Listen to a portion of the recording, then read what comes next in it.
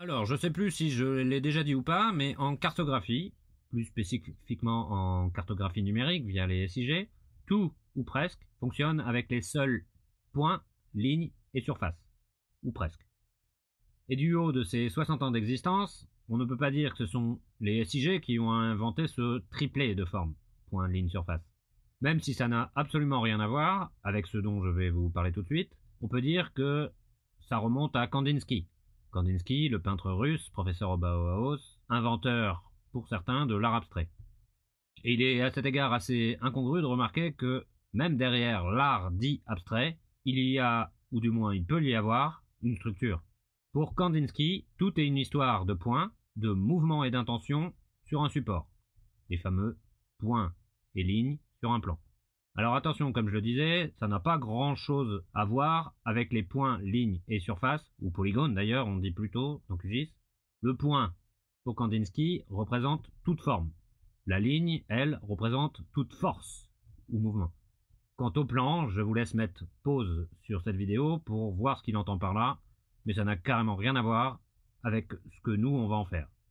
Très prosaïquement et géométriquement, nous, on va s'intéresser à ces trois formes, qui, on peut le dire, sont toute une évolution de la précédente. Un peu comme les Pokémon. Vous savez, Salamèche, Reptincelle, Dracofeu, voire Méga Dracofeu ou Dracofeu Gigamax, pour les plus jeunes et les mieux renseignés. Mais en gros, on va avoir le point. Le plus petit élément géométrique indivisible. Un peu comme un atome. Vous savez peut-être qu'un atome, ça veut dire, en grec, l'insécable, qu'on ne peut plus couper tellement il est petit. Bah, le point, c'est pareil.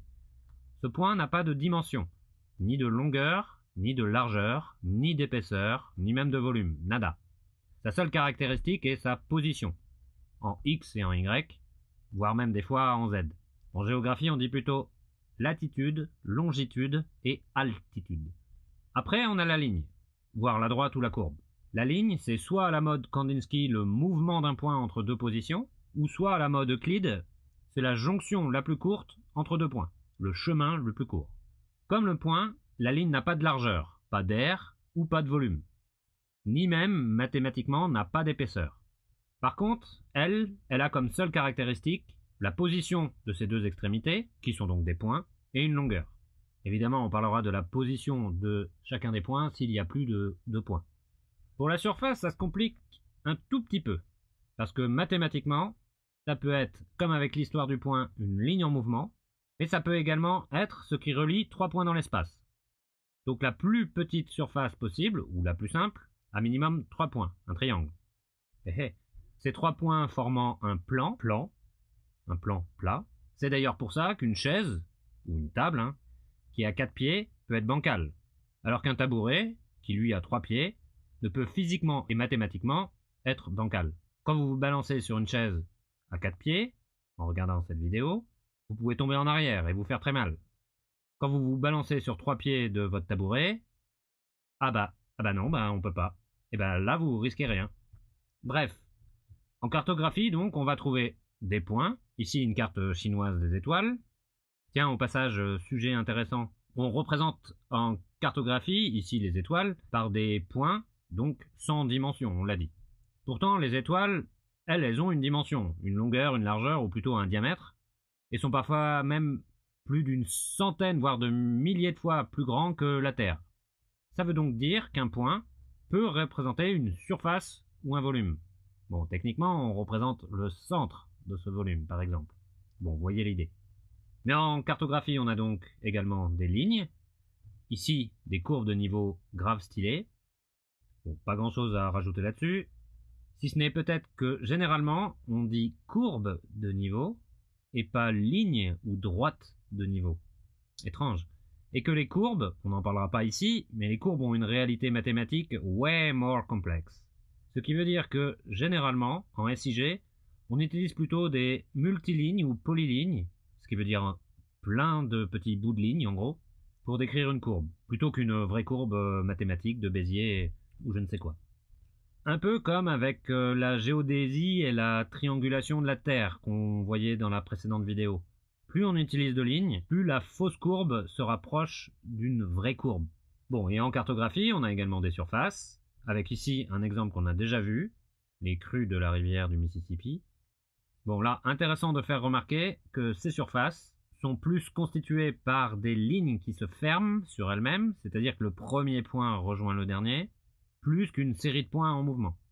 Voilà, c'est ce que j'appelle le système PLS pour point, ligne, surface.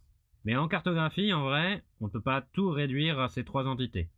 Si en effet on peut également utiliser des volumes, mais les volumes ce sont que des surfaces auxquelles on aurait donné une troisième dimension, une hauteur en l'extrudant par exemple. En revanche, pour tout ce qui est symbole, on est bien embêté. Dans symbole, on comprend les formes, comme les icônes par exemple, mais également le texte ou les annotations. Comme ici avec un exemple de carte de guide de bord et des situationnistes, les symboles sont des formes, mais qui portent en elles un sens, comme une espèce de quatrième dimension si vous voulez. Mais c'est pas parce qu'on a des points sur une carte qu'on est coincé indéfiniment avec ces points. Mathématiquement et géométriquement, une forme est entre guillemets convertible en une autre. On a vu qu'une surface était soit 3 points ou plus, soit 2 lignes ou plus. Eh bien, quand on a une surface, on peut la transformer en une série de points ou de lignes. A l'inverse, une série de points peut générer soit une ligne, soit même une surface. Voire même, il existe une série de combinaisons et de croisements de ces formes entre elles. Sans tout détailler ici, deux lignes qui se croisent, par exemple, donnent un point d'intersection donc. Et puis surtout, il existe des théories et calculs mathématiques pour obtenir, à partir d'une série de points par exemple, totalement autre chose. C'est ce qu'on peut voir dans ce schéma un peu moche que j'avais fait sous Photoshop il y a quelques années, il faut vraiment que je le refasse bien un jour. Mais en gros, si on ne prend que les points en considération, avec une série de points, on peut obtenir ce qu'on appelle des clusters. On verra ce que c'est plus en détail sous QGIS. Une série de points peut également nous donner des lignes. Ici par exemple, des théories très sérieuses que l'on nomme la théorie des graphes. Voire même, avec des points toujours, on peut obtenir des surfaces, en prenant en considération le vide entre ces points. Ici, un diagramme de Voronoi. On verra ça également dans QGIS prochainement. Toujours avec des points, on peut obtenir des vecteurs ou des champs de vecteurs, un peu à la mode Kandinsky. Un vecteur est un point avec une force, un déplacement, et une direction. Ou, toujours avec des points, on peut, via ce qu'on appelle des interpolations spatiales, caractériser ce qui se passe entre ces points. C'est ce qu'on fait pour la météo par exemple. On a quelques points de relevé de température à différents endroits du territoire, et on calcule ce qui peut bien se passer entre ces deux points. Par exemple en faisant la moyenne entre deux températures à deux points qui sont à côté. Bon, enfin pour la météo c'est bien plus compliqué que ça, et on verra que des méthodes d'interpolation spatiale, il en existe pas mal, on verra ça également dans QGIS. Alors, on prend une grande respiration pour attaquer le dernier mais gros morceau, l'information. A priori, la cartographie ne serait rien sans information, mais on va parler surtout ici d'information numérique. De data. N'ayez pas peur de ce sommaire, mais il existe plusieurs façons ou manières de catégoriser l'information. On a 3 manières de la récupérer, 3, 5, 8 V, des valeurs, des qualités, 4 états, tiens je me suis trompé dans l'ordre, 6 types, 9 structures et des centaines de représentations possibles. Bon, pour le bon déroulement de cette explication, on va plutôt le faire dans cet ordre. Donc, 4 états. Pour aller vite, comme vous savez, j'aime bien la métaphore de l'industrie minière, on a la donnée brute, comme une carrière ou une mine avec plein de cailloux. D'ailleurs, dans le monde de la data, on parle de data mining. On verra ce que c'est plus tard. Puis cette data, on va l'extraire, la récupérer, puis la transformer, la nettoyer, la formater, l'analyser, la transformer, la traiter, bref, faire plein de choses avec, pour finalement, à la fin, la visualiser, pour ce qui nous intéresse ici sous forme de carte. Et tout ça, on pourra le faire directement depuis QGIS. Même s'il existe bien d'autres méthodes, on en verra certaines. Cette donnée peut avoir plusieurs types. Par exemple, ça peut être du texte. Bon, vous voyez ce que c'est, pas de mystère. Ça peut être du texte, mais qui donne une date, le 13 janvier 2013. Ça peut être des chiffres, ou des chiffres qui donnent une durée, un temps. Ça peut être des booléens, Ça, c'est à la fois plus complexe et plus simple. Booléen, ça veut juste dire une valeur qui est soit vraie, soit fausse. Soit 1, soit 0, comme dans le langage binaire. Puis on a les données géographiques qui sont un bon mélange de textes, de chiffres et de formes. Voire même, pour certains de ces types, il existe des sous-types. Je prends l'exemple des chiffres à dessin, parce qu'on va en avoir un petit peu besoin pour la suite. Pour les chiffres, on peut avoir des bits ou des bytes, des entiers, des nombres entiers, des doubles ou des virgules flottantes. Les bits, ce sont ces 1 et 0 qui composent toutes, et je dis bien toutes, les informations numériques. C'est lisible uniquement par une machine, pas par les humains. Par exemple, ici, c'est marqué 1871 en binaire. Un peu dur à lire. Bon, les chiffres entiers, vous voyez, ce sont des chiffres ronds, sans décimale, sans virgule. Les doubles, ce sont des chiffres avec virgule. Et les floats, on n'en parlera pas trop, puisqu'en plus, ils peuvent, là encore, se re-sous-diviser en sous-types. Mais là, ce sont pour les très grands nombres, on passe. Bon, 6 types, ça c'était facile, mais la donnée peut être organisée en 9 grandes structures. Bon, là, je ne vous embête pas vraiment avec ça, mais on va surtout s'occuper, nous, de ce qu'on appelle les matrices, en gros des tableaux avec des lignes et des colonnes, comme un tableur Excel, quoi. Et on a surtout des milliers de manières de représenter ces données, une fois récoltées et traitées, mais là encore, nous, on va surtout s'intéresser ici aux visualisations cartographiques. Jacques Bertin, le père de la sémiologie graphique, c'est-à-dire l'étude des sens de ce qui est dessiné, plaçait même la cartographie en deuxième branche de la visualisation de données. Bon, on reparlera de lui et de ses travaux. Plus techniquement, je disais, 3 manières de récupérer ces données, et on parle principalement des données accessibles via Internet. Je ne prends pas en compte ici la donnée qu'on produit nous-mêmes, ni la donnée qu'on se refile entre copains sur une clé USB par exemple. Donc 3 manières de la récupérer, mais avant de voir comment les récupérer, il faut que je vous explique comment marche Internet, très brièvement. Internet, ce n'est qu'un gros ordinateur avec des gros disques durs et plein d'écrans.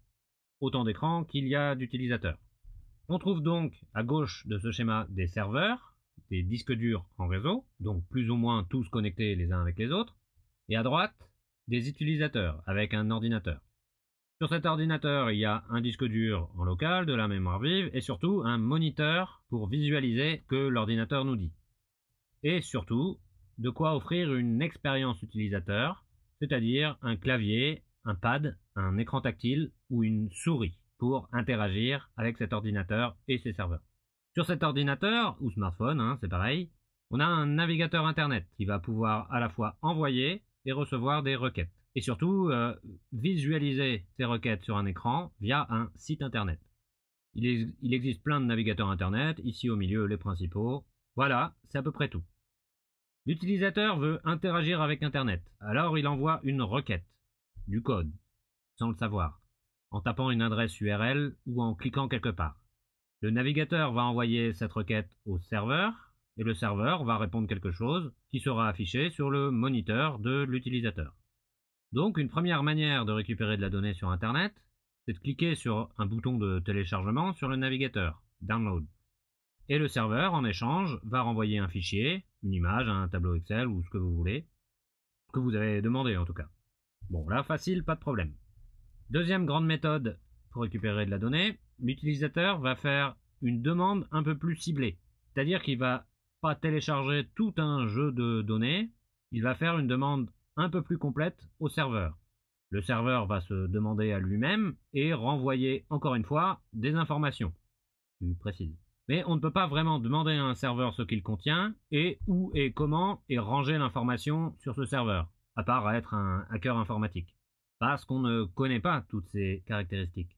C'est là qu'interviennent les API. API pour Application Program Interface, en English, qui en gros nous donnent toutes ces informations.